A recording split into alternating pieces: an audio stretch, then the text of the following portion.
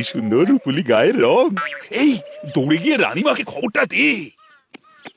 এই তোরা ধরাধরি করে একে গরুর গাড়ি থেকে নামা। তার দরকার নেই, আমি নিজেই নামতে পারবো। বাহ বাহ বাহ, এ আবার কথা বলতেও পারে। দেখলে হতভাগাকে পই পই করে বলে দিয়েছিলাম যে তুই যন্ত্র, শুধু যন্ত্রের মতো কাজ করে যাবি, মুখে কোনো কথা বলবি না। তবুও হতচ্ছাড়া পাকামি করে খোনা গলায় কথা বলতে শুরু করে দিল।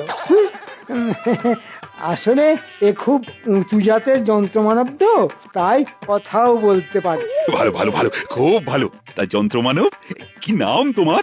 আগে আমার কোনো নাম নেই, আপনি যে নামে ডাকবেন সেটাই আমার নাম হবে। তাহলে আমি তোকে ঘূর্ণি বলে ডাকবো। আসলে ঘূর্ণির মতো তো কাজ করতে হবে তোকে। চিন্তা নেই, সব কাজ হয়ে যাবে।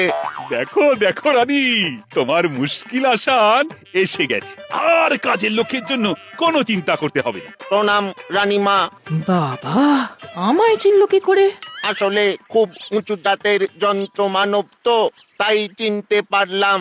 রানীমা, কি কাজ আছে দেখিয়ে দেবেন চলুন। মাজা ঘষা, রান্না বান্না, ভাঙা চোরা, সব কাজেই আমি সমান দক্ষ। হ্যাঁ হ্যাঁ, আয় আয় তাহলে আমার সঙ্গে আয়। আমার নাম কিন্তু ঘূর্ণি। মহারাজ দিয়েছেন। তাই নাকি? মহারাজ, একে তাহলে ভেতরে নিয়ে গিয়ে সব কাজকর্ম বুঝিয়ে দিচ্ছি। মহারাজ, তাহলে আমার মানে ওই বিজ্ঞানীর বাকি টাকাটা আর কত দিতে হবে? চেয়েছিল তো অনেক, হাতে পায়ে ধরে 6,000-এ রাজি করিয়েছি। আগে দিয়েছিলেন 1,000, তাই বাকি রইল 5। ঠিক আছে ঠিক আছে, সঙ্গে এসে নিয়েছো। হ্যাঁ, আহা আহা, কি আনন্দ!